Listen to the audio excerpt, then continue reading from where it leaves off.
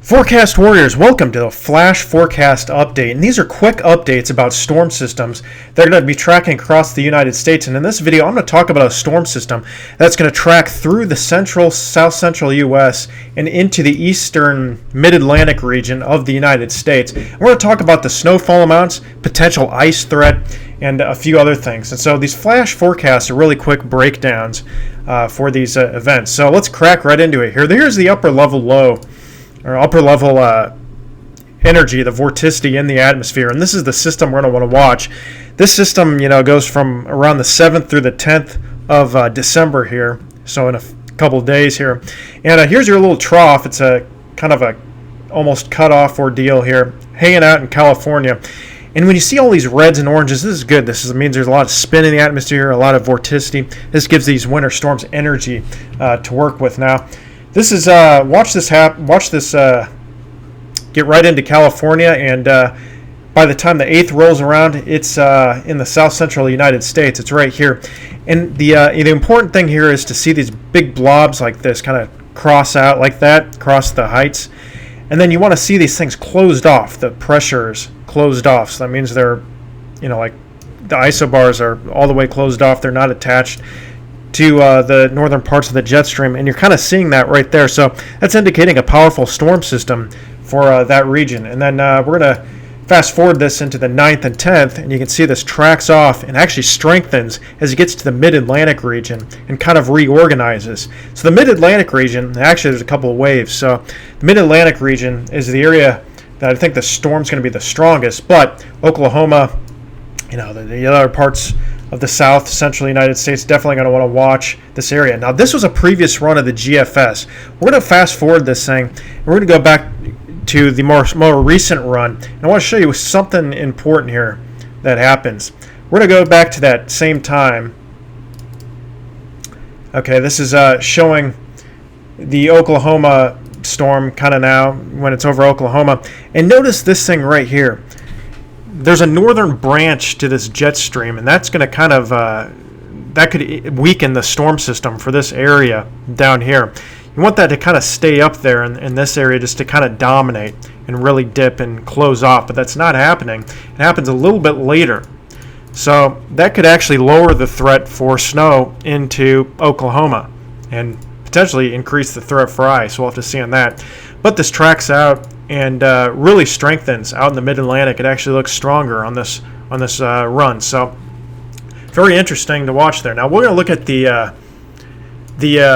precipitation. We're going to look at two different model runs. The reason I'm doing this is we can kind of pick up trends. So we're going to look at an older model run, and so we'll fast forward this into the day on the 6th, hits California, and then here we go, the 7th. Now, something to watch here is this overrunning kind of thing happening. You kind of have this just kind of a stationary area of cold to warm, and you got south winds kind of going here. See, like that, we're all along those isobars. And what's going to happen is that those south winds are going to kind of go over colder and colder air. Remember, these higher height lines down here are warmer. These are colder up here. This 540 is that freezing line. Okay. But as these winds go north into that colder and colder air, it's going to kind of act like a slope. So you're going to get warmer air kind of go up like that, cool off. And there's going to be kind of a lower temperature near the surface there.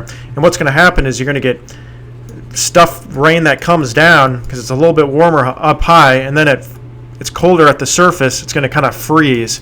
So you're going to get some freezing rain potentially here with this kind of look. And you can see that those pinks and reds through the day on the 8th kind of happening in Oklahoma. But look, lots of snow as well, very heavy snow.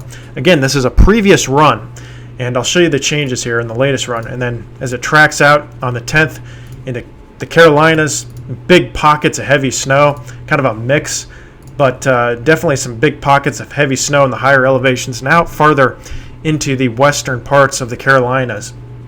This thing really strengthens. That'll be something to watch to see if this can kind of bring down cold air to bring snow on the eastern side, but it has not shown that. It's been very consistent about keeping the snow on the east or the west half of the Carolinas. So probably unlikely, but we'll see what happens. Now, let's look at the latest run of the GFS and see if there's any big changes here.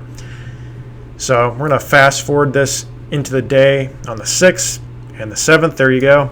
And remember what happened on the latest run, that northern branch, the jet stream, is kind of dominating. So it actually might keep this area a little bit, maybe a little warmer, less snow, maybe a little bit more ice though. We'll see what happens. Are you still getting that overrunning effect, that winds going, the warm winds just going over the warm to cold air there. So with lots of precip south of there. We'll fast forward into the day on the 8th. A little bit more ice and a little bit less snow as well. And this will track and really start to organize here. You know, you can see this thing. You want to see this kind of this cold front appearance and you know, your warm front appearance start to take hold for a good snowstorm. And before, you know, you didn't really have that as much. It was just kind of more of a stationary kind of thing. A little bit, but and then it really starts to strengthen as we get to the 10th, the 9th and the 10th, out in the Carolinas. Here's your low pressure system right off the coast.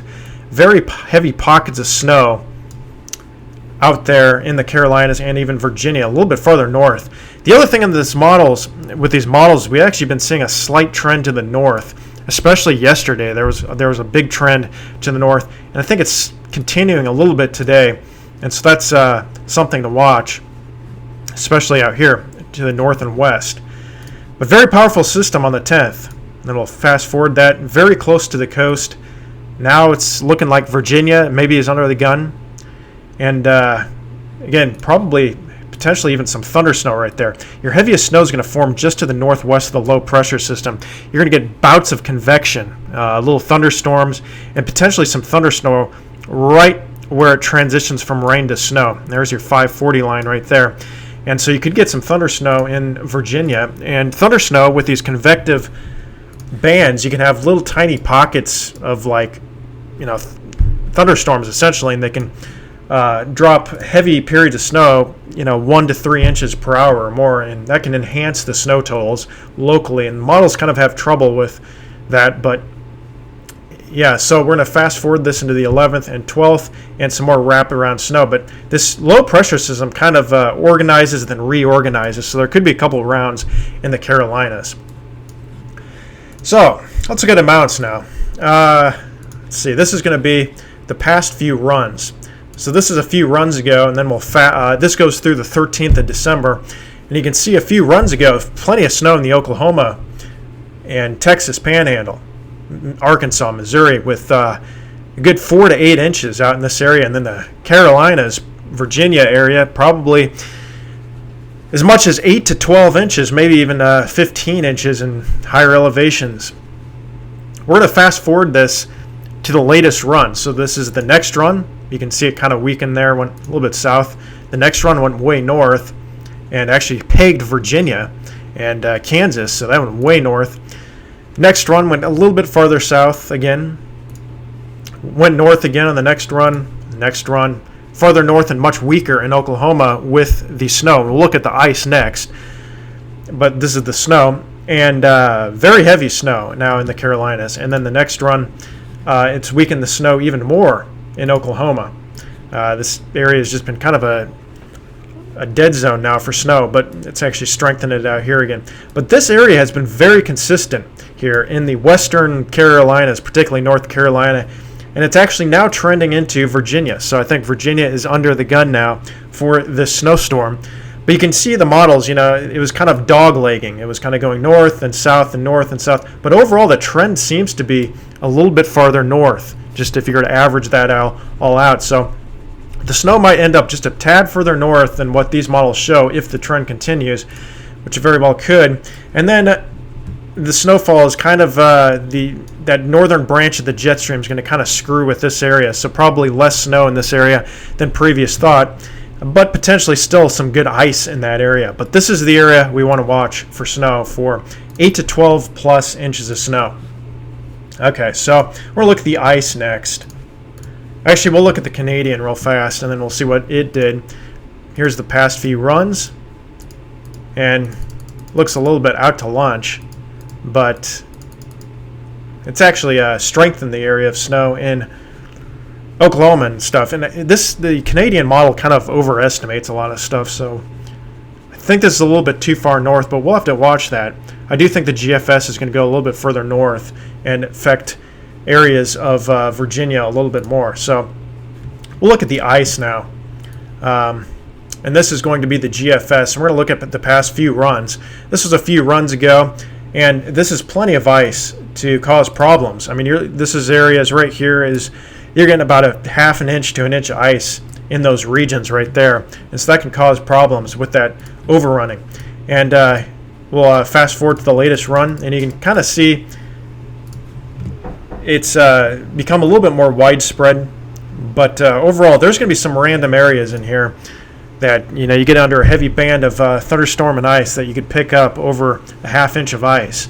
But it's not going to be consistent, and there's going to be little pockets. But generally speaking, central to northern Oklahoma, the Texas Panhandle, out into southern Missouri and Arkansas looks to be the most likely area for this ice. And again, probably somewhere between a quarter inch and an inch of ice, but most areas probably around a quarter inch. And then probably some ice as we transition to snow out there in the Carolinas. You're going to get all sorts of stuff out there, probably some ice, maybe some sleet, but mostly a snow threat out in the Carolinas. And then we'll look at the Canadian model. Now the Canadian model, I know, just goes nuts with the ice. It often overestimates this stuff, but you can see the past few runs pretty consistent. And if you were to average these models out, very likely to have some ice kind of in this area and then also in this area as well. This area is a little bit uncertain, mostly the Canadian showing that. But the areas up here, I would say, have a high likelihood of seeing probably, very likely a tenth to a quarter of an inch of ice. But some areas, a couple areas, might even pick up over a half inch.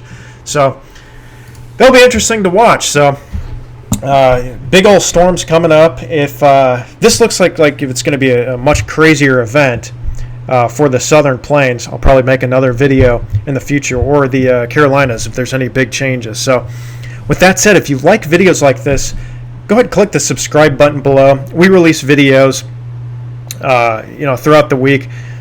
Lately I've been a little bit busier, but normally we're going to release videos once or twice a week over storm systems across the United States, and occasionally some weather tutorials as well. So go ahead and click the subscribe button.